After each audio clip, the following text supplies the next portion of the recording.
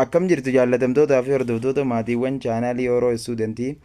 barumsa keenya Isirii kutaa 11ffaa Kiree Yuuniin Naayinii paartii sadaffaarra waliin keenya jira jechuudha.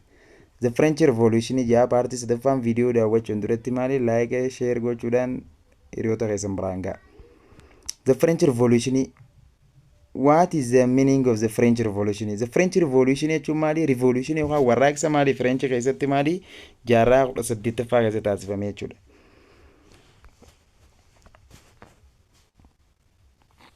The French Revolution is a socio-political system which existed in most of the Europe during the 18th century, was known as the old regime yookaan ancient regime jechuudha. Socio-political systemiin maali jaarraa 18ffaa dura most of the Europe keessa jiru maal jedhamuudhaan beekama old regime yookaan ancient regime yookaan maali absolute monarchy jedhamuudhaan beekama jechuudha.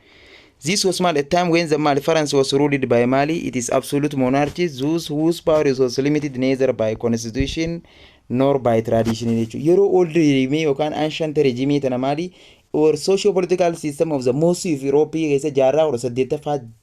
dura jiru kun maal jedhamuudhaan beekama. It is the Mali, the power of the Mali, it is monarchies cannot limited by Mali, constitution and Mali, tradition jechuudha. Aangoo mootummaadhaa heeraa fi Mali aadaanillee kan hin daangeffamne jechuudha. Cannot limited by Mali constitution, not by Mali, nor by Mali tradition. Heeraa fi Mali aadaanis kan hin daangeffamne jechuudha. Akka absolute monarchy jechuudha. Under the old regime, French society was divided into two classes, privileged and unprivileged jechuudha. Old regime yommuu maali socio-political system of the Mali old yookaan maali ancient regime kana keessatti maali the French society was divided into classes. Hierarchical of the Mali society of the French is Mali can be divided into two jechuudha. Kilaasii lamatti qoodama. Hawaasni warra maali French yoon privilege fi unprivilege groupii jedhamanitti addaan qoodaman. Warreettan mirga addaa qabanii fi maali mirga addaa hin qabne jechuudha. The unprivileged people pay tax. Gareewwan yookaan maali socialiin unprivileged groupiin jedhamtutu maali warreettan people pay tax warreettan kafalan were treated badly. Condition isaan keessa kan treated haala maali badly haala badaa keessa warra jiran jechuudha. The privileged people on the other hand did not pay tax. Groupin privilege jedhamtutu warreettan maali hierarchically orderii keessa isaan maali appariirra jiran san jechuudha. Privilege warreettan jedhaman kun maali taksiin kafalan taksii mootummaan kafalan. These are were maali treated well. Condition isaan keessa jiraatan haalli isaan keessa jiraatan haala dansaa fi maali bareedaadha. Before the revolution the French people were divided into two series stated. Revolution osoo hin jalqabin dura osoo the French revolution hin jalqabin dura the Mali the people yookaan maali the social of the French can be divided into maali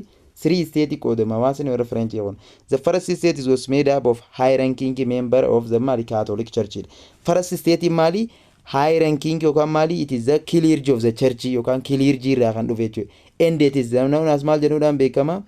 royal family isaan kun. The first state royal family yookaan Mali clergy qeensota Mali it is high privilege mirga addaa warra qaban jechuudha.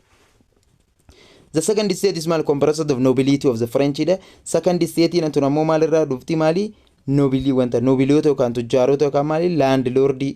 nobility tana groupii nobility tana of keessa qabate jechuudha. The second state in the second state is comprised of the nobility of keessa qabate jenne. Second state yookaan mali three state qoodame jenne. The French of the Mali social of the French revolution in warra Mali dura revolution in dura hawaasni warra French Mali state sadi qoodamne. First state and the second state and the third state. First state is Mali comprised Mali Catholic Church is leader of the Catholic Church clergy fi Mali it is royal family shanni warra mootota araatan dhufte jechuudha. The second state in ammoo Mali the second state is Mali was Mali comprised of the nobility Mali. The second state in Mali Mali nobility. The second state is comprised of the nobility. The first and the second state is with Mali privileged classes. Third state idatti qoodaman jenni isaan kun Mali three state qoodaman jenni. First state and the second state in Mali isaan privileged. Warreettan Mali unpaid tax privileged mirga addaa qaban taxi mootummaan kafalan garuu. The third state is which is made up of the Mali peasant in a countryside artisans city workers and wealthy bourgeois merchant in the cities was unprivileged class but it is the majority and it is paid the taxes of the government jechuudha sitti. Third state into maalirraa made up of maalirraa isiin argamti group into maalirraa ijaaramte peasant in a countryside qotee bultoota maalii baadiyyaa keessa jiraatan artisans jechuudha maali warreettan maali artisansota yookaan maali hojii mukaa dalagan city workers dha. Artisans jechuun maali a group of maali warreetan artistii ogummaa hojiiwwan mukaa hojjetan jechuudha. City workers jechuun ammas maali hojjettoota magaalaa inde weelzii burjoosisii tujjaarota burjoosisii meerchantii in zammaal cities naggaatota magaalaa keessaa wasmaal zammaali unprivileged amma isaan unprivileged kilaasii but garuu za majority nambarii maali nambariidhaan hedduudha isaan maali majority garuu maali isaan maali it is pay tax of the government warreetan taxii mootummaa kafalan jechuudha third state tun. Different from Mali. The second and the first state. First and the second state is Mali. It is privileged and it is cannot pay the tax of the government. France economy under old regime was based primarily on agriculture. France economy wara France Mali primarily jalqaba madra focus gooti Mali agriculture. Peasant farmers of France bore the burden of the taxation.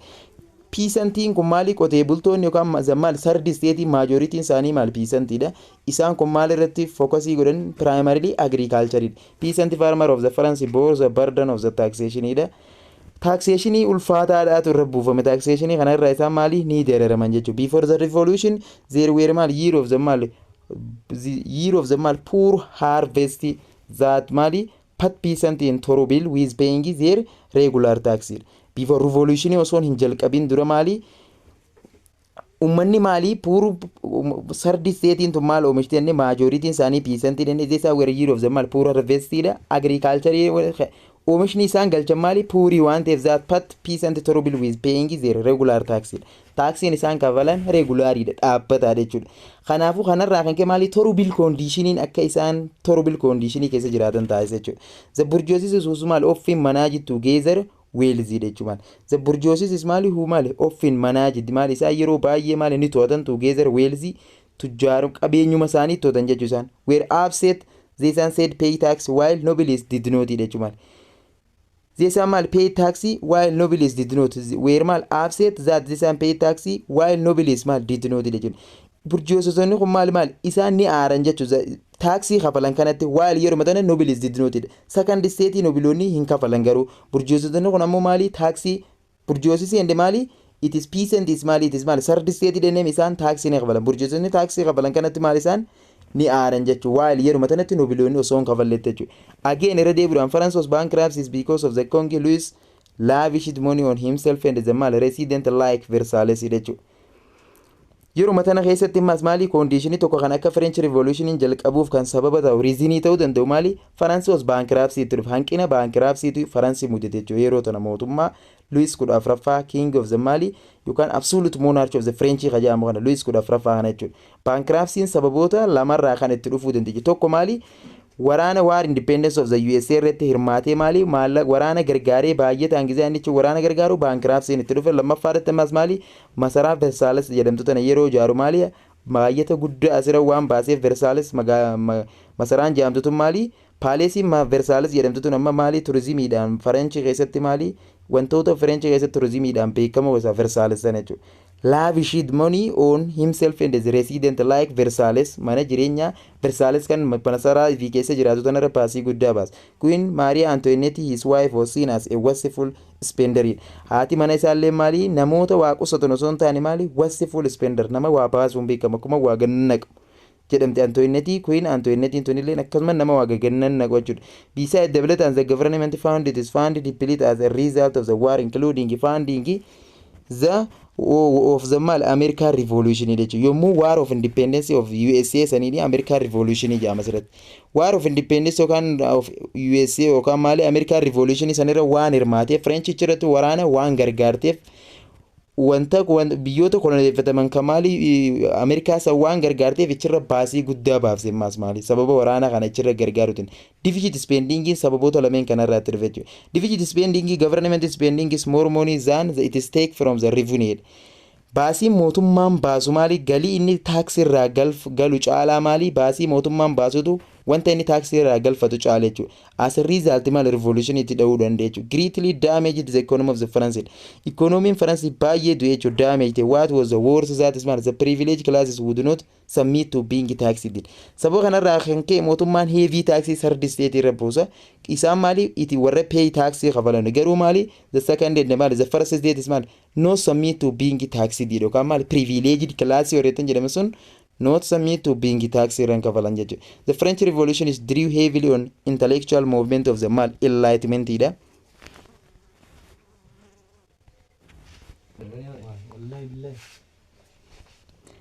The French Revolution is drew heavily on Mali's on intellectual movement of the Enlightenment, which also known as Age of Reasoning jechuudha. Yeroo French Revolution into wanti isin driu akka guddattu kan akka maali heavily akka maali strength taatu sababoonni taate intellectual movement jira at that time tana maali intellectual movement yookaan maali enlightenment which is also known as Age of Reasoning. Enlightenment into maali it is a group of philosophers isaanummaan kunuu French keessa jalqabe hayyoonni maali enlightenment warreetan jedhamuudhaan beekaman kan yuuniforii keessatti viidiyoo dabreerra wal ilaale sun Age of Reasoning onni jedhamu sun maali French Revolution kana maal strength yookaan maali akka driu sirri guddatu wantoota taasisan intellectual kana yaadaan deeggaran jechuudha. Philosophers were maal secular in thinking. Philosophers were maal secular in thinking is used reason and logic dha. Philosopheronni kan wanni isaan itti namanan maali logic fi maal sababa takka jechuudha. Rather than fight religion and superstition to answer important question. Isaan wanni gaafii responsii takkaaf maali loojikiidhaa fi riiziniidhaan dhiyeessuu qaba namni responsii gaafii takka rather than face akkuma riilijiidhaan duuddootti maali sitti muu caalaa maali riizinii fi loojikiidhaan amansiisuudha barbaadan riilijiin superstitionii tanaan ansariirra maali loojik and riiziniidhaan deebisuudha barbaadan as a result mootummaan maali tanaafu maali isaan warreettan revolutionii kana kaasan kana maali ni jajjabeessan jechuun enlightenmentiin kun this an applied reason and logic to determine how governments are formed mootummaan sababaa fi maali yaadaan akkamitti ragaadhaan sababaan akkamitti akka itti forme ta'uu qabu warreeta revolutionii kana maali ni gargaaran jechuudha this an maali try to figure out the what logical and rational principle jechuudha. They isaan jenne maali they isaan try to figure out what logical rational principle work tile people their government dha wanta mootummaan principle qajeelfama mootummaalee maali ummataaf qabu kan hunda maali logicalidhaan barbaadan jechuudha. Again irra deebuudhaan they isaan maali creation is the divine right of king jedhani mirgi mootummaadhaaf addatti uumamaan kennamu hin jiru mootummaan kan ummataan filatamee jeniiti maali enlightenmentoonni kun maali revolutionii kana jajjabeessan jechuudha. Long term cause and the Mali, long term and the short term cause of the French Revolution. French Revolution went eventual long term fi short term cause of French Revolution jira sababoota maali yeroo dheeraan dura turanii fi maali sababoota maali short term yeroo gabaabaa booda ta'an jechuudha. First of all irratti long term cause of revolution kun maali absolutist maali mootummaa yookaan maali before 18th century dura maali it is maali absolute monarchy yeroo dheeraaf jiraachuun sun maali it is mal long term cause of the French Revolution ida mal unjust socio political system or old regime is similar absolutism unjust social political system or old regime French keessa mali yero 18th century dura mali yero dheeraadhaaf jiraachuu ummata cinqursaa turuunsaa mali long term cause of the French Revolution ida poor harvest which is left peasant farmer with little money for tax ida ummanni mali qotee bultoonni amata irra deddeebiidhaan ichi dura mali French Revolution kana dura mali oomisha puurii yookaan mali little oomisha turuun isaanii sanma gubbaa mootummaan taaksii itti buusee maali isaan dararuun kun kondiishine badaa keessa jiraachuun kun maali long term cause of the French Revolution influence of the mal enlightenment philosophies maali enlightenmentoonni yaada adda addaa burqisiisuudhaan maali revolutionii kana maali jajjabeessaa turu influence of the mali enlightenment philosophies known as mali long term cause of the French Revolution system of mercantilism which is restricted trade System ni mali mercantilisonni group of economists in 18th century dura isaan kunillee mali England fi biyyoota mali Western Europe keessa kan mul'atan kun maal durani isaan kunillee mali cause of the French Revolution idhaaf mali akka long term itti tajaajilani influence mali other successful revolution of England glorious revolution and the American Revolution and war of independence of the USA waraanni British waraanni French kun mali war of independence of the USA yookaan American Revolution kana irratti hirmaatee waan jiruuf ammas maali isaan akkasitti of independence yookaan maali liberal ta'uun ummanni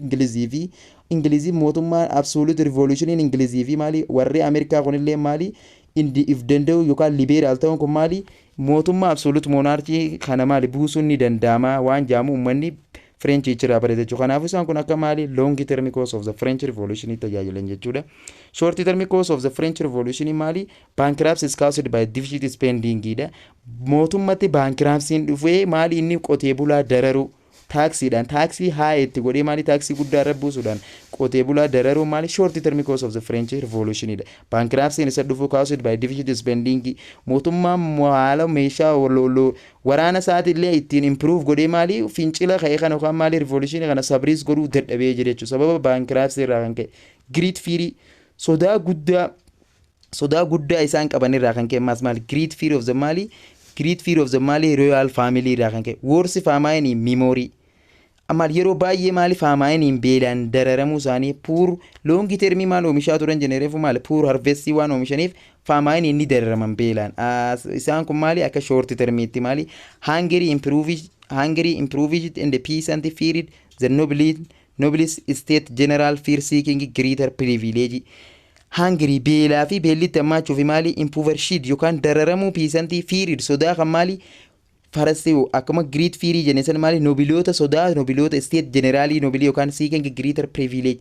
mirgaddaa barbaadu isaanii kanarraa kan ka'e state generalis all three states cannot meet since the age 1614 waggoota 75 yookaan maali waggoota dhibboota lakkaa'amaniif maali isaan kun mootummaa Luukis 14ffaan kun maali three state French tana maali walii yaamee maali tara takkallee konferansii wajjitaa'uu dhabu waggoota dheeraaf isaan kun amma maali jarri kunis maali statein tun maali sardi statein tun akka revolutioniif qophooyti si taasise jechuudha. Isaan kun akka maali short term cause of the mal French Revolution itti ilaalaman jechuudha. In the winter of 1788 or Mali 89 preparation for the States General Mali were underway when the member of the States Mali elected representative jechuudha. bara 1789 Mali 89 preparation for the State General is underway when member of the Mali State is elected representative 1789 irratti Mali sardi state saniitu maal birate elected State General representative filatan on May 5 Mali 1789 the State General Mali convened ni waamaman isaa maali 17 May 5 irratti 1789 the State General Mali convened and each state was given one vote dha yommuu waamaman maali conference dha Louis 14ffaa yaame 1789 state tan hunda the State General is convened and each state was given one vote dha jechuudha. Tokkoon state maal kennuu dandeessan jeen sagalee tokko kennuu dandeessanii sardi state qoodaman jenne isaan first state second state fi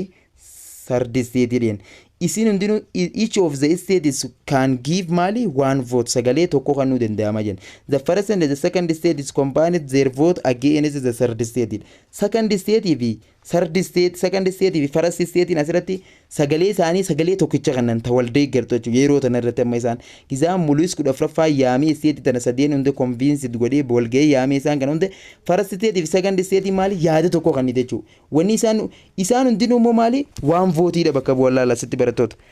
First state is one ummata sanirraa mali first state is mali sagalee takka kennuu dandeessi second state is sagalee takka third state is majority taanillee mali sagalee takka kennuu dandeessi namoota tokko isaan bakka bu'e isaan kun amma first state second state mali sagalee takka bakka bu'anii sagalee wal fakkaataa kannanii mali third state irra dhaan jechuu isaan combine their vote mali against the third state from having it weighed jechuudha. Third state irra against godha maaliif isaan privilege dha isaan maal pay tax dha tanaaf isaan maali wal deeggaran jechuudha. Representative from the third state is demanded that voting is be by population dha ammoo demandii warra third state warra privilege fi majority fi maali warra taxi kafaluu kan jenna sun maali isaan maali majority waan taaniif maali votingin kun harkaan baay'ina ummataatiin directidhaan jechuudha. Direct democracy sanitti maali harkaan gaggeeffamu qabaa ummataan jaanii didan which would give the third state is majority vote in the state generally dha. Isaan kun wanni kana jedhaniif maali majority waan taaniif disagreement on voting rules resulted in deadlock jechuudha. Voting yookaan maali walgahii kanarratti maali waamicha yookaan maali convened waamaman tanarratti maali osoo waliin galin maal deadlock walii galtee malee maali isaan adda qaanii jechuudha.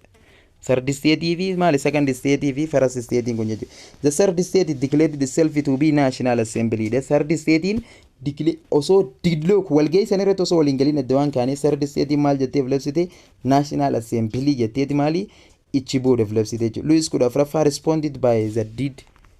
responded by mali locking the third state is out of the meeting jechuudha. looking maali the third state is out of the meeting jechuun maali isaan kun dinnaan third state kun maali responded by maali looking the third state out of the meeting walgahii irraa bahuu qabdan jeeti maali Luis 14ffaan maali response tana deebiseef third state dhaaf isaan votingiin ummataan ta'uu qabaa by populationiidhaan ta'uu qabaa malee maali sagalee tokko tokko bakka buunee third state fi second state fi third state irraas akkasittiin ta'uu ummataan ta'uu qabaa majority ilaalamuu qabaa jennaan responded risk 14ffaan itti kan looking the mal third state out of the meeting walgahii ala baase jechuudha the third state is mal relocated or nearby mali tennis court where it is a member mali vote to stay together and create writing constitution of the French jechuudha bakka tennis court bakka jedhamtu tanatti maal isaan ichi biratti maali dhaabbatanii third state tun maal ichi wal eeganii jechuudha third state tun maal ichitti maal godhanii tennis court ozii jeni writing constitution of the French kana create godhu qabnaa jeni maali third state tun kana achitti hundeessan jechuudha the third state is relocated to nearby tennis court where the member vote to stay ichi turuudhaan ichi wal eeguudhaan together and wajji maal create writing constitution of the French human jechuudha This event is known as history of the tennis court Ozi jedhamte history keessa murto barreeffamte jechuudha eventiin tun Ascension is mounted on June 23 1789 Louis 14ffaa Osmaali surrender didha maali June 23 maali 1789 Louis 14ffaa maali surrender godhe So kanaaf akkas jennee jechuudha Ascension mounted on 23 maali Louis 14ffaa maali surrender mootummaa maali June 23 maali 1789 maali surrender maali hiikkaamsa gohan harka kanneen jechuudha He ordered to the three states to meet together in National Assembly and vote by population isaa maali meet walgahan together National Assembly to meet walgootee walqunnamanii vote by populationiidhaan taasisanii vote on constitution of the France hundeessan jechuudha The French Revolution is admired the following four phases. The French Revolution in phase afur qabdi jechuudha. National Assembly, Legislative Assembly, Convention fi Directory jechuudha. National Assembly 1789 hanga 1790 takkatti tan delegamte tan jechuudha. Legislative Assembly namoo 1790 takka hanga maali 1792 Convention 1792 hanga 1795 Directory maali 1795 hanga 1799 jechuudha. Coming to the power of the Mali Napoleonidhaatti jechuudha. In the first phase of the revolution Mali Louis Mali 14ffaa did not actually in first phase of the revolution keessatti Mali Louis 14ffaa did not actually want a writing constitution ida first phase of revolution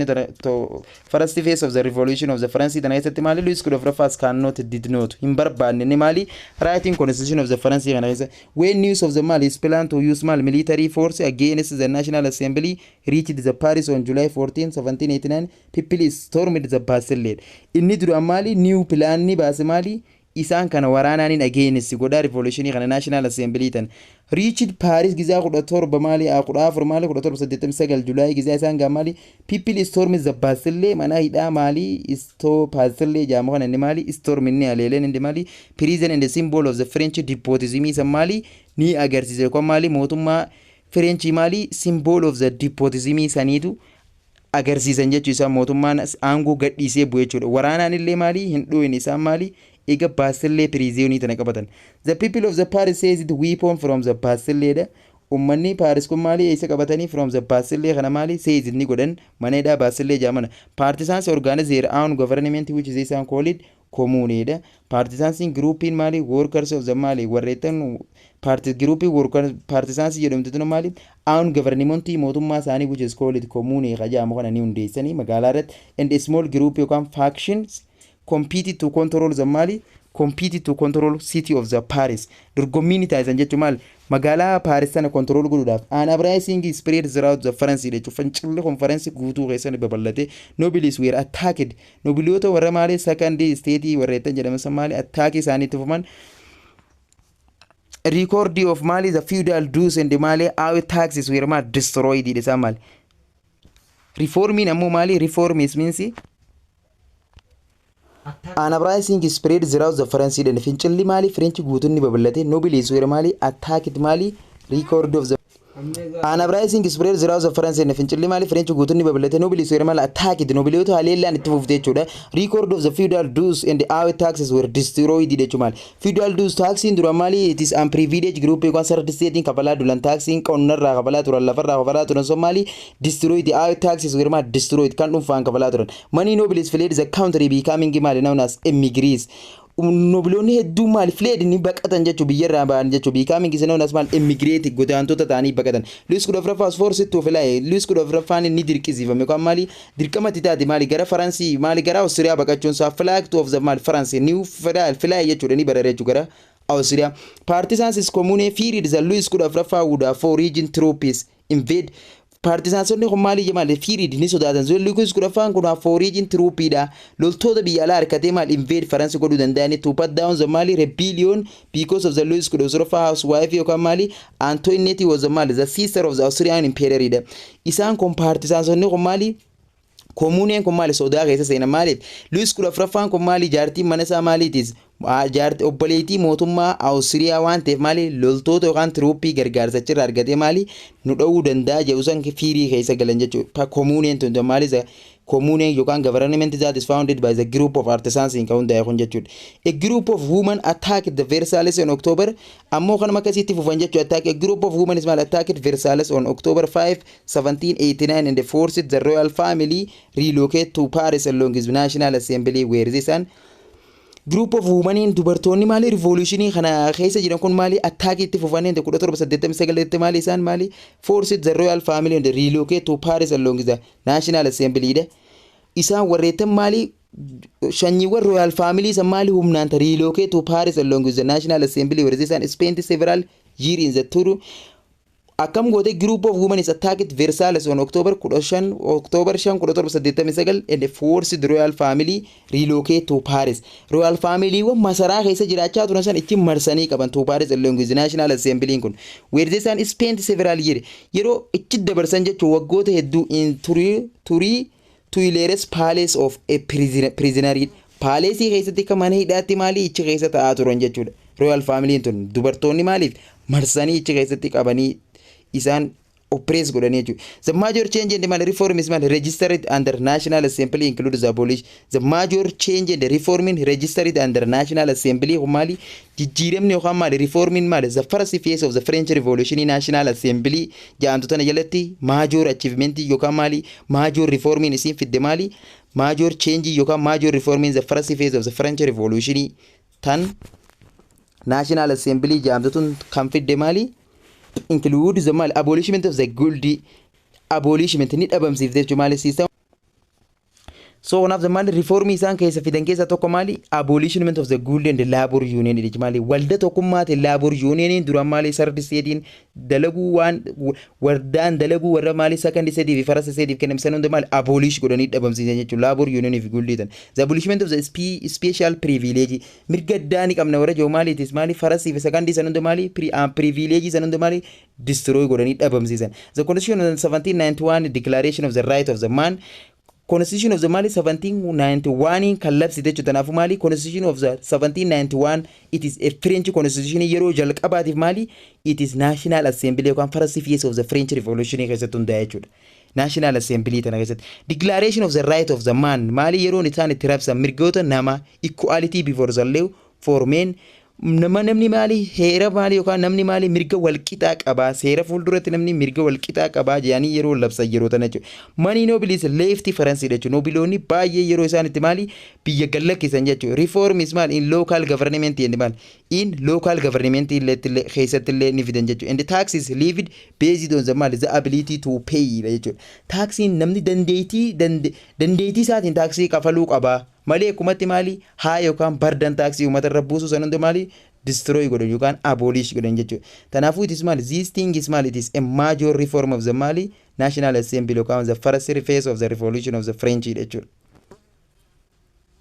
The Declaration of the Right of Man includes small freedom of religion. Declaration of the Right of Man kan isaan labsan kun Declaration of the Right of Man all citizens is equal before the law wanni jaama sun maali freedom of religion of keessa qabata maali abbaan fedhee religion isaa maali free speech godhee bakka of speech freedom of religionii bilisaan gaggeessuu danda'a speech lallabachuu danda'a yookaan of the maali press isaan maali cinqii tokkommarraa of press tokkorraa maali cinqii tokko malee isaan maali religionii isaanii speech godhuu danda'an jechuudha guaranteed property rightidha mirga maali dhuunfaa isaaniitiif liberty equality dha liberty mirga bilisummaa equality mirga walqixxummaa fi maali fraternity maali mirga bilisaa yaada isaanii ibsachuu jechuudha fraternitiin mirgoota kana hunda ni qaba jechuudha right of man kajaama kun jechuudha a right of the people is maali create live and the right to maali fair trial jechuudha maali is the maali right of the people is to create ni uumame live heera and maali right to fair maali trial jechuudha namni maali haqa dubbachuu mirga qabu ni qaba jechuudha woman journalist Olympi D Gause argued in her mali declaration of the right of the woman that women are equal citizens and should benefit from the governmental reform ida dubartii woman journalist Olympi D Gause jedhamtu mali dubartii yeroo in warraaqsaa tana keessa maal jedhamte in her declaration of the right of woman ida that women are equal citizens and should benefit from the government reform ida dubartiin reformii industry wanta revolution dhufte tanarratti illee maali isiillee maali akka dhiiraatti maali equal citizens ta'aniin dhiirota wajjin laala woman journalist Olympi Digayo mal argued in her declaration of the right of women that women are equal citizens and they should benefit from governmental reform ida dubartii mirga walqixa citizens ta'anii wajjin qabaachuu qabdi reform dhufe kana keessatti should benefit fayyadamuu qabdi from governmental reform dhufe kanarra just as men akka dhiiraatti jechuudha did akka dhiiraatti dalaguu qabdi jechuudha walqixxummaan isaanii akka dhiiraatti qabu madame Jenny tunis maali dubartii keessaa isitti akka tunis akkam jette Roland also mal service as a leader in the woman right movement maali dira woman tana maal as a leader gaggeessaa turte madame Jenny tun was able to heavily influence her husband dhiibbaa yookaan maal heavily influence abbaa manaa ulfaataa jalaa maalitti maali woman is maali influence kana jalaa maali isaan dandeettii balisa bahuu qabaachuu qabanii tajatteessii tana jechuudha maali madame Jenny heavily influence of her husband women is did gain some right during the French Revolution mal garu mali women is did gain ni arkatte mal some right during the French Revolution mirgoota muraasa arkatte jirte jechuudha French Revolution tana but garu this were mali designed for purpose asirratti la barattoota mal women idhaaf mirgoota muraasa kannanii jiran but garu mali mirgoonni isaan kana purpose yookaan kaayyoo isaa revolution tana keessa qabanirraa kan keef kan namale dubartiidhaaf mirga kannuu barbaadaniiti midlaal purpose your purpose isaanii irraa kan keef maali mirgoota muraasa dubartiif kannuu danda'an kan dirqamanii jechuudha maal purpose isaanii irraa waan maali revolution isaanii kana maali success godhuudhaaf jechuudha French Revolution but garuu this were maali designed for purpose other than liberating women dubartoota osoo liberate godhuu barbaaduu isaaniin ta'e maali purpose idhaaf woman could inherit property dha maali woman maal jan could inherit property dha qabeenya dhaaluu ni dandeessi wanni kana janiif maali it is socio political system of the maali in French keessa ture jechuudha jaarraa 18ffaa keessa ture san maali kan sababa isa saniitiin kan revolutioniin kee maali inherent property dubartiin lafa dhaaluu ni dandeessi duraan maali feudal lordii tole feudal lordii cimaa san maali destroy sirri godhuudhaaf maali lafti dubartii illee dhaaluu ni dandeessi ennaa keessa qottee jennii maali mirga lafa dhaaluu kana kannaniif but only because of doing so weakened feudalism and reduced wealth among the upper class jechuun oola akkas jennii laali weakness dadhabsiisuudhaaf feudalism cimaa achi keessa ture san reduce godhuudhaaf wealth tujjaaruma upper class san dadhabsiisuudhaaf divorce has become easier jennii ammas mirgi lammaffaan dubartiin qabdu maali muraasawwan kan nameen keessa tokko maali woman is can inherit property dha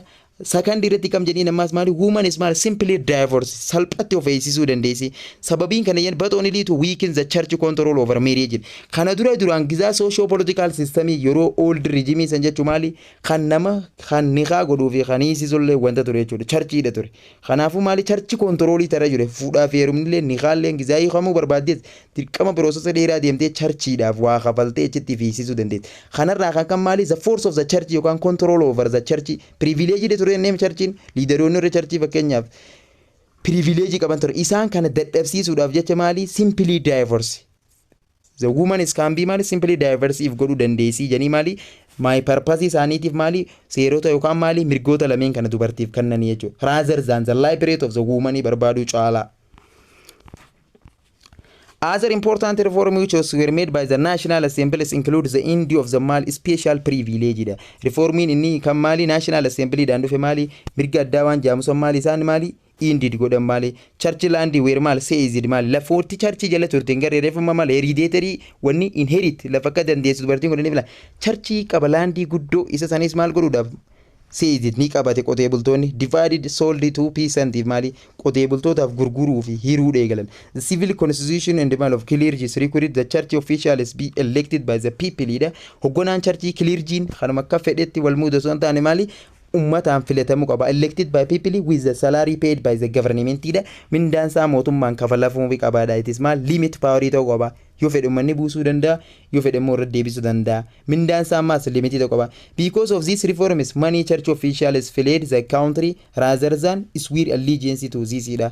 sababa kanarraa kan kee maali many church officials maal fled officialonni churchiin biyyaanii ba'an jechuudha rather than swear allegiance to this isa kana fudhatanii taa'ura maal isaan biyyaa ba'uu filatanii kutan all feudal dues and tithes maal feudal dues in taskii lafarraa kabalamu kan oomisha irraa kabalaniif titiin kanuma akka churchii kabalan were eradicated barbadeessan isaan kana hunda jechuudha all special privilege of the first and the second states were abolished mirgoonni maali second fi first state qaban sun destroyed the 1791 constitution formed a new government known as legislative assembly kuda torba sagaltamii tokko irratti maali constitution of the french hundeeffame jedhan new government is known as maal kam haaree jamuun eenyu hundeessanii maali legislative assembly khaduraani maal ture national assembly da ture jechuudha bara kuda torba sagaltamii takka the maali the foundation of the constitution of french ammoo maali it is the first phase of the french revolution keessatti hundaa'e jechuudha resultiin ammoo french phase of the french phase of revolution keessa jira jechuudha hundeeffamuun heera maali constitution of the french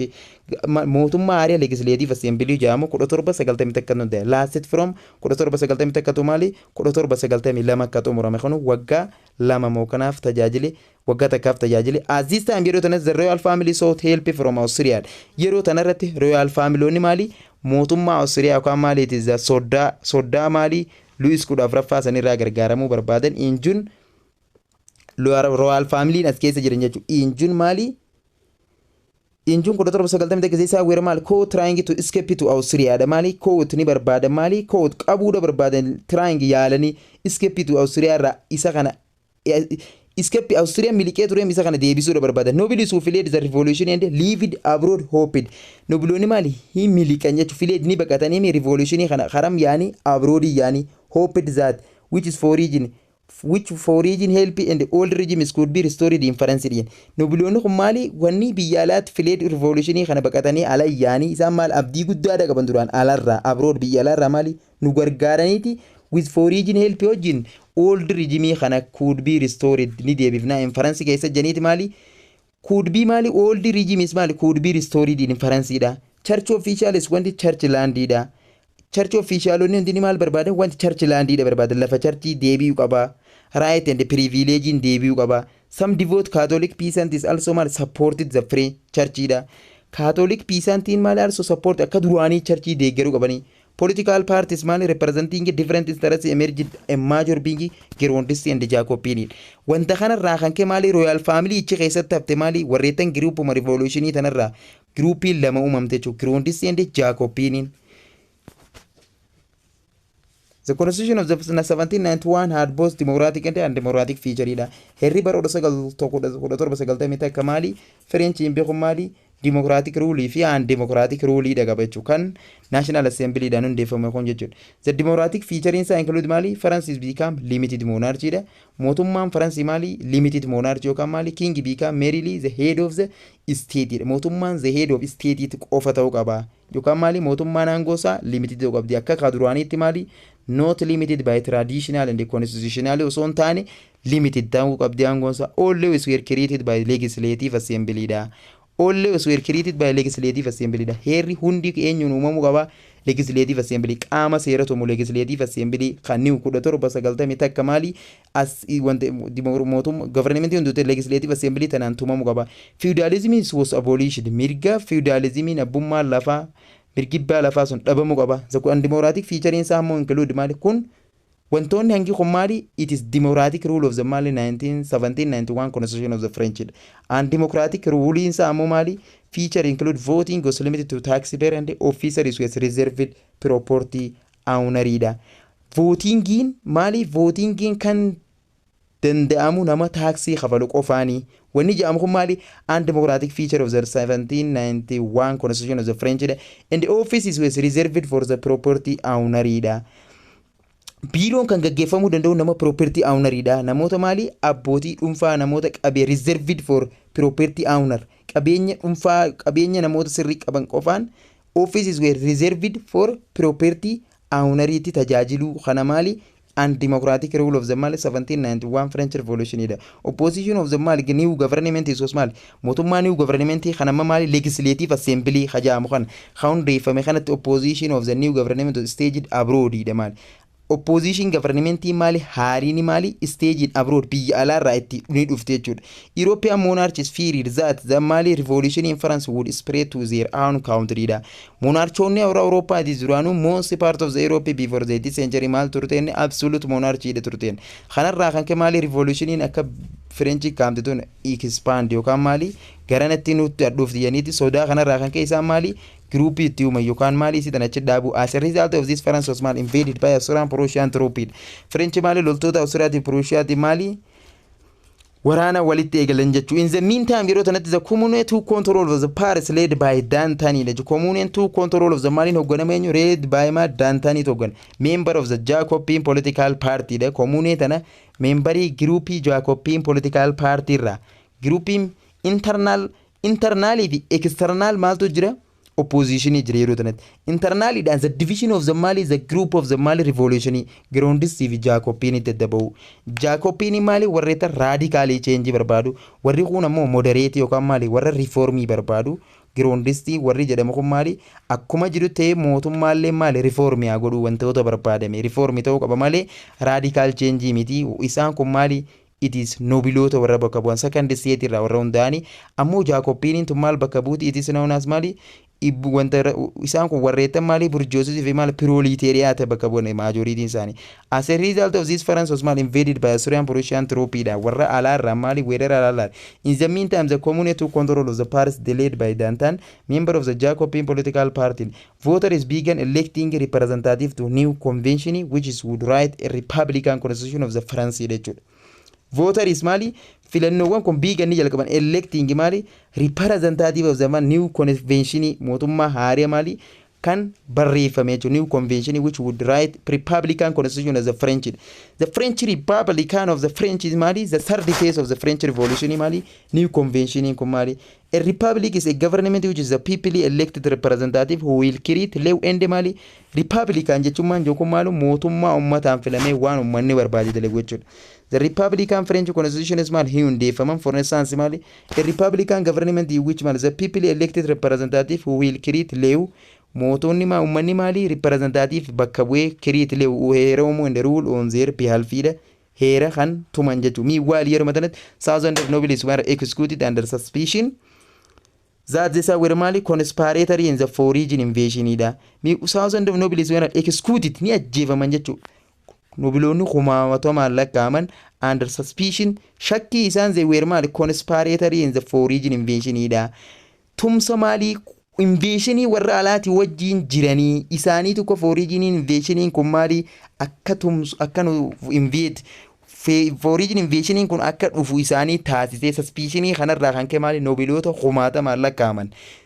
gatuu danda'e jechuudha yeroo tanatti Mali convention kun Mali it is new government hundeeffame convention 1792 a new government convention is came into being which is Mali stayed until 1795 ture jechuudha mootummaan Mali new convention ijaamu kuni September 22 1792 the convention is meet for the first time yeroo jalqabaatiif conference irra wal argan it established the French Mali Republic ni hundeessan jechuudha.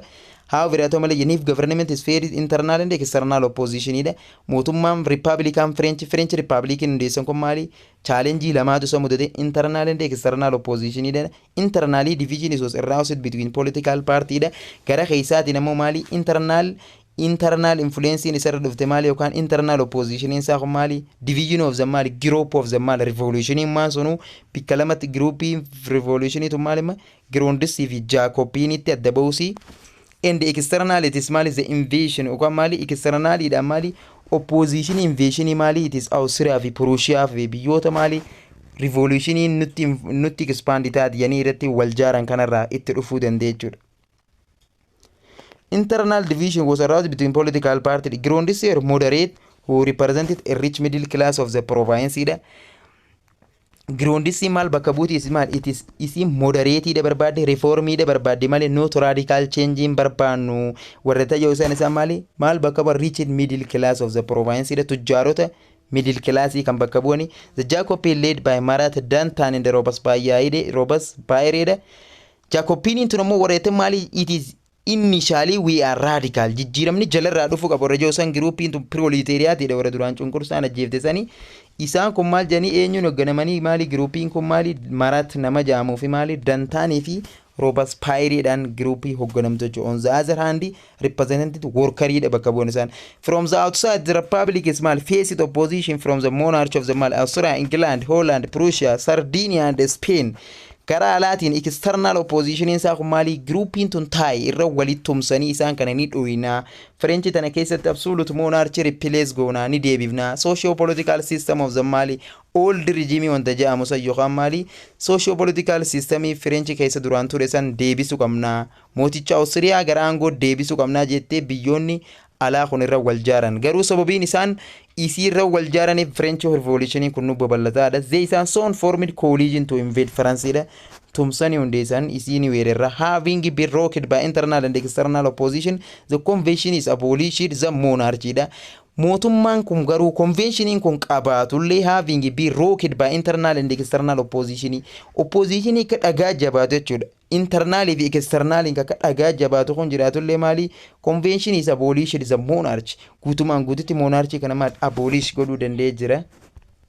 The convention is believed that is mal long as royal family lived, the monarchy could be restored. The convention in akamji amana that as mal long as the royal families lived, the monarchy could be restored. Akam gore bakatanati Louis could have rafa yero tanat Austria jira jaartii wajjini monarchy could be restored deebuu ni danda'a. Opposition in ala kun biyyoota hedduu England, French, Austria, Spain biyyoota hedduutti gurmaa'e. The convention is believed that as long as royal families lived, the monarchies could be restored. Royal family lived jiraachuu danda'a. And the monarchies could be restored. Mootummaan aangoo deebuu danda'a jeeti maali the royals maali coolly were put on trial of treason. Mooticha Austria irraa gamana deebisee kam godhe yakka treason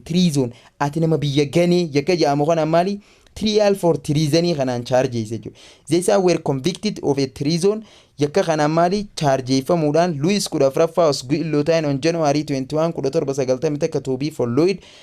Akkasumatti maali January 20 takka maashina akka shigiree nama jiru kan Guillotaanii jedhamu kana galuu qabdaa jetti murteesse jechuudha jarri kun. Groupiin Jacobin tun ichi fiddee jechuudha Austiriyaadhaa sossobdee.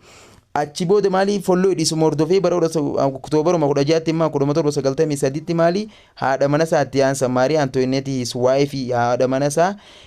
Queen Marie Antoinette jedhamtuutaan itti aansanii maashina Guillotaan yookaan National Razorii jedhamuudhaan beekama. Shigiree biyyaalessotaa kan maali it is activity of terroring kan itti raawwatame. Lammiilee feudal lordotaa fi maali mootichaatiif royal family kan itti sirriitti maali toora namoota 15,000 kana kan itti maashina kanaan daakanii fidan jechuudha. Kuma oofcoo midhaan daayituutti itti nama daaqa. The three most memorable Jacobin were maal Georges Dantan, Maximilien Robespierre and Jean Paul Marat. Groupiiwwan kanaatu hoggana warreen murtee nama maashina seenuu kannus isaan kana la Dantan hogganaa maali Dantan groupii yookaan leaderoota of Jacobin jedhaman isaan Dantan taaka Maximilien Robespierre fi Marat nama jedhamu kana jechuudha. As the coalition against the French mounted, the convention is drafted French into the Mali army to defeat the foreign colonies. As the coalition is against the French mounted, coalition umte warri externali sulla French coalition warri groupin external opposition in Somali convention is drafted French men into the army to defeat the French coalition. Coalition wala usanuma umali defeat godhu dandee jire jechu invade firraad mali again it firra ittisiru yookaan dhorkee jire jechu defeat godhee jire. Roget Disle Morete Marsellaise the French national anthem yeroo tana mali dhaadannoo kana mali Marsellaise French national anthem jedhamu kana itti agarsiisanii jiran. It is mal inspired troops as these were led into both leader. Widirree waraanaa kanarratti maali inspired ni akka loltoonni kakaafamuu taasise jechuudha. The Mali Roget Disle wrote the Marsellaise the French national anthem. Roget namni jedhamu kun maali kitaaba barreessee ture kitaaba marsillaa'isee jedhama marsillaa'isee jechuun maali dhaadannoo fireenchii tana maali rivoluushinii tana irratti agarsiisu kitaaba maali sirriitti akka maali namni waraanummaa dhumu kan taasise jechuudha kitaaba namtichi barreesse kun maali gootummaa fireenchii yookaan maali fireenchummaa cimina isii kana kan agarsiisu naashinaal antiimii dhaadannoo yookaan naashinaalizimii isaanii kana kan agarsiisu kitaaba kana barreesse roggeet kun inspired troops isaa were led into the battle loltoonni kakaafamanii sirri cimanii motiveeshinii waraanaaf ta'e jechuudha kitaabni roggeet barreesse kun led to into battle akka dirree waraanaatti namni wal fixu taasise after 2 years of the fighting the external college was defeated uno ichi booda maali waggoota lama booda maali external college ni kana defeated godhan France had gained rather than lost territory da France maali daangaa territory loss gootu caalaa kan gain gootutu guddate jechuudha despite ta'ullee military success. Despite the military success, convention is continued to face problem domestically. Garuu isaa maali daangaa France had gained it rather than lost territory da daangaan isii lost gootu caalaa kan harkattu caale despite military success waraanaan illee maali garuu maas maali waraanaan akkasa success ta'aa dhuftullee wanta opposition external opposition isanillee defeat gootullee conventionii kana keessa maali continued face problemiin rakkooleen ittuma fufe mallee domesticaliidhaan gara domesticaliitiin ittuma jira beekadhummaa domesticaliin eenyu jireen it is grouping bakka lamatti addadhoo Girondis fi Jaakopini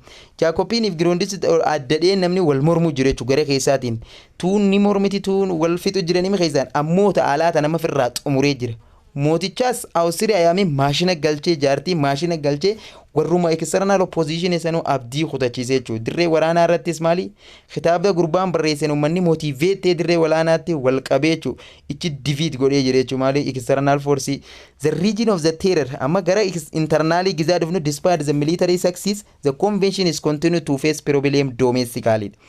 dirree waraanaa externally sanirratti illee injifannoo arkatullee problemiin keessaa domestically itti fufe the region of the terror that lasted from September 5 1793 region of terror yookaan national razorii maashinni sun nama nyaachuun kan inni kun itti xumurame jechuudha bara May 5 September 5 15 17 93 to July 17 Mali 27 17 94 brought about huge material and human life destruction ida fide the region of terror kun mali region of terror kun amma gulotani machine sanin namuna kun mal fide chu brought about the huge material and human life destruction jiruuf jireenya nama hedduuti fi mali meeshaalee hedduun akka distract ta'u godhe downtown is mali Jacobin political parties came to dominate French politics ida downtown fi mali political parties saatu mali French guutumaan guututti politics French kana dominate godhanii isaan guutumatti dominate godhan jechuudha. The Committee of the Public Safety headed by Dantan. The Committee of Public Safety wanti jedhamu kun maali giruuppii maali liidaroota maali namoota maashina yaa'u qaban san murteessitu san jechuudha. Dantan inta durfamtu tana leetare boodarra maali Robespierre bakka buufamte arrested those accused of the treason. Isaan maali arrested mali new conformazus mal accused ni matan for the treason and they were tried by the committee's revolutionary tribunal ida. Isaan kun The Committee of Public Safety headed by Dantan introduced from Mali and they later border Robas Bayi and arrested those accused for treason. Warretan imatamankan Mali treasoni yukan Mali. Warretan accused for treason. Yakabi Yaganuti in Namota himataman were tried by committees revolutionary tribunal. Yakka kana namota himatamali approximately namota tilmaman kum kudashan people died on gulutay machine kanatti Mali akkasi nam kum kudashan nama treasono Tirizooni dhaan himatame yookaan maal nama biyya gane jedhamee yakka nama biyya ganuu kanaan namoota himatame nama biyya saamaa ture warra duraan akkana wanta absolute monarchy san keessatti especially feudal lordii fi maali warreetan high privilege first and second san jechuun warri maashina nam kum 15 kun people maali kum 15 namoonni maali uummanni maashina kanaan nyaadhame jechuun ongulootaan maashini during the region of terror kana keessatti jechuun warreetan murtee isaa kanarra kan maali committee of public safety taddaantaan hin hoogganamtu group of Jacobini tan jechuun later boodarra Robespierre inta bakka buutetan gulootaan as become known as national razorii yookaan maali Razor jechuun shigiree jechuudha national razorii jedhamuudhaan beekama shigiree biyyoolessaa maaliif namoota hedduu region of terror jedhama yeroo kun French keessatti guullootaaniin kun dhukkee namarraa waan kaasif member of the Girondist political parties might try to end the region of the terror initiated by the Jacobin political party. Member of Girondist political parties try to end the region of terror initiated by the Jacobin political party. Member of Girondist Mali ni shaagalan Mali Mali isaan try godhan mali tried to end the region of terror and initiated by the Jacobin political party kan this opposition to the committee of the public safety caused by money grounded to be tried and executed for the treason. This opposition kun warri grounded warreetan numa dubbii godhan sun isaan kun mali grounded warri feudal lordi to mali grounded to this opposition so the committee of the public safety is caused sababa by money grounded to be tried and executed for treason jechuudha. Grounded isaan hundinuu maal executed for treason kanaan himatamanii ajjeefaman jechuudha. Eventually dhumarratti even numaayyu George Danta wanted to end the execution dha maali. Dhumarra deemes maali Dantaanilleen tasa maali rational razoriin kun izaabarra maali waan ajjechaa national razorii yookaan goollotaa maashinii lammiilee kan nyaachuu maali sirrii miti sababa ja'ameef maali maashina kanatti akka galu Robespierre'n itti murteesse jechuudha. Group leader Jacobin kun maali warreettan Jacobin itti murteessanii end to the execution kanatti keessa maali galee jechuudha man. This resulted in Dantan being tried and executed for treason. Dantanumaa'u eega kana jettee sum'atummaanuu akka national nama biyya ganee yakka kanaan chargeessanii isaas maali maashina seenuu qabda akkamitti isaan kana ariifattaa jechi galche Robespierre'n. After the execution of the Dantan eega maali ichitti du'ee booda Maximilien Robespierre became leader of the committee of the public safety gosa godhan jechuudha. Echi booda Jacobin maali Robespierre itti ol baafte jechuudha aangootti inni maaliif raashinaal raazoriin kun hin barbaachisu ajjechaan lammiilee kun seeraan alaa lammiileen overii dhumuu jiranii waan jeef atis ega isaan kana jette yani isa galchan jechuudha. Later the convention is maali Robespierre became leader of the committee of the public safety who continued to execution of the people leader. Inni maali Robespierre maqaanumaa kun gara jabaata nama addaati ajjecha uummataa kana continue execution of the people leader itti fufee jechuudha. Later boodarra maas innummaanu deeme the convention is came to blame Robespierre for the region of the terror jechuudha. Deebitee deemanii jarrummaanu maali conventioning grouping yookaan the man new governmenting conventioning eventiin ta'amu jiru kun it is the third phase of the French Revolution known as convention jedhamtu keessa jechuudha. As a result maali later boodara convention is came to blame Robespierre for the region of the terror jechuudha.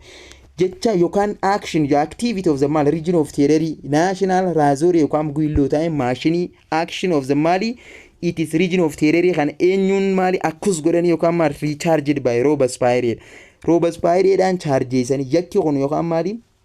ajjechaan lammiilee taasifamu kun maali eenyuun komatame Robespierre'dha isaan dalagamee wanni kun jenii maali isa komatan jechuudha. On July 27 1794 the convention is sent to Robespierre and the other member of the committee public safety to isolate Robespierre'dhaan atis gara maashinaa deemuu qabda ni erganisumaahu. The convention is sent maali conventioniin beekadhugaa groupii as keessatti maali mootummaa aangoo gaggeessu jiru jechuudha. Senti Robespierre gara mergen other the member of the committee public safety kana groupii hanga takkaa jira isa jalaanis maali groupii Dantan duraan isa duraan the first leaderin inni dura dhaqee jira ichi booda Robespierre'n yakka ajjecha lammiilee dhiiga dileka dhangala'oo kanaan isa chargeessanii isaas gara maashinaa deemuu qabda hatummaan yoni booda reesuma bileem godhanii isa qomatan jechuudha. The committee of the public safety to gullootaan maashinitti isa galchan jechuudha. Robespierre gullootaan on July 28 1794 marking the end of the region of the terror. Ichi booda bakka region of terror kun maali Robespierre'n isa wadalagaa fi dalagaa ture tana isa booda aansanii jechuudha. Robespierre maashina galchanii maashina achi booda buqqaasanii darban. With the foreign invader vanquished mal in the region of terror and in the xumurame region of terrorin convention is mal finally able to inaugurated mal it is new constitution ida mali convention new constitution ida hundeessuu barbaade. The convention is mal constitution of year 30 of the republic of the Mali created the directory government under directory executive. Directory executive jechuun qaama seera maali raawwachiisuudha jechuudha. Executive kanaatu maal hundeessa yookaan directory governmentii mootummaa jaam 1975 irratti maali mootummaa haaraa directory jaam kun hundeessan. 5 directories were mal appointed by the legislature ida maali legislative qaama seera tumu kan reefu jennesaniin maali 5 directoryin appointment ni muudaman. Is a groundless yookaan middle class party had defeated the Jacobin yeroo directorin gara aangoo dhuftu kana sababa maali biyyi maaliif maali finance waan harkatti qaateef dirqama maali groupii feudal lord yookaan maali groundless middle class party warra jedhaman rich class party yookaan middle rich class party kun dirqama maali had defeated Jacobi working and the peasant class party Jacobini kanasitti ni injifatan sagalee kannuu fi jalqaban jechuudha fourth phase of the French Revolution tanarratti maal jechuudha the constitution of the Girondists states that the suffrage or the right of the vote as well as the right to hold the office ida Girondistiin biiroo qabachuu ni dandeessi mirga maali duraan royal family tana dhabamsiisuu garuu guddaa maashinatti fixanillee maali ma deebanii maali gizaa faayinaansiidhaan maaliif tujjaaratoo waan ta'an isaan gara maali biirootti afeeruu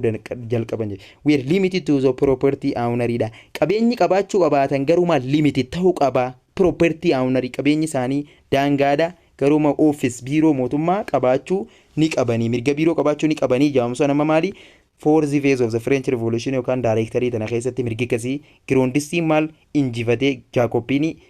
mirgi kun kan nafame jechuudha so kanaaf replaced by the directory and the convention is mal had introduced the following is a reformation ida kana ichi booda directory dhaan bakka buusan reforming convention yookaan ma third phase of the French Revolution jala dhufe immoo adapt the metric system ida metric system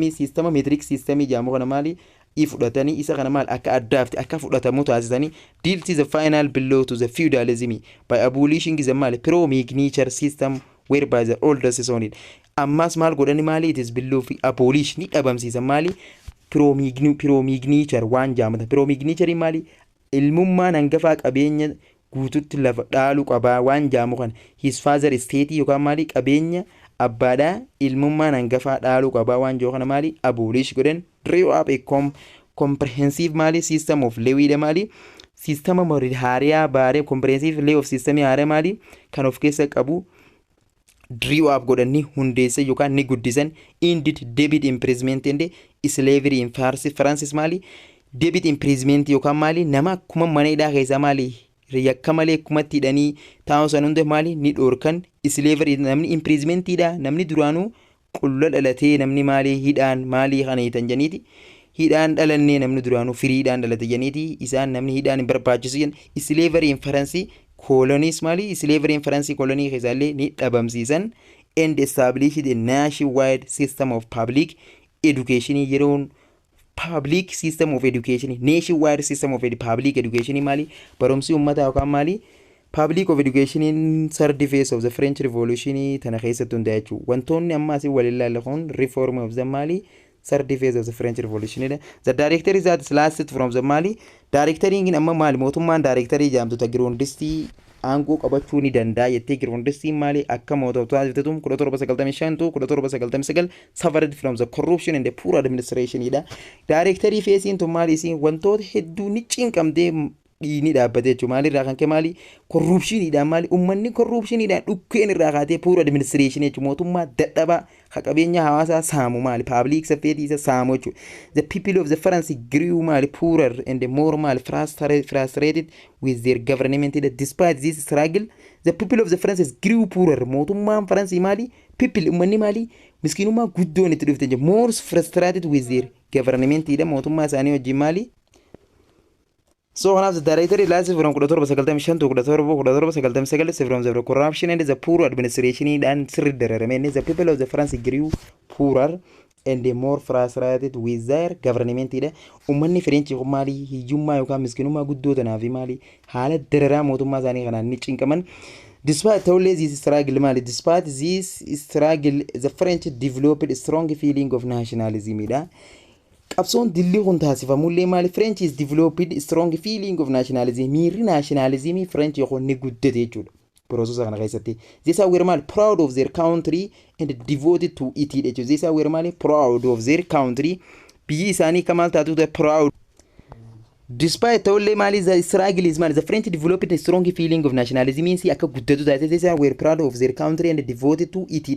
ni boona ni mali badhaasa yookaan mali revolution kana mali ummanni isaanii liberal te mali isi kana ni boona its national pride was fueled by military success national pride was fueled by military success waraana success ta'uu isaanii kana range which is marked the end of the French revolution mali market godechu asirratti ma directory wani ilaaltan it is a poor administration fi high corruption idaan yeroo directory tana dararamu sababa mali group of Girondistii mali gara office mootummaatti afeeree jechuudha Asaba kanarraa kan kee maali daarektarii giruupiin tun maaliitis baay'ee korrupshiniidhaa fi maali puur adiministireeshiniidhaan dararame jechuudha. Viidiyoo keenya kanarraa asumarra waliin dhaamna baay'ee.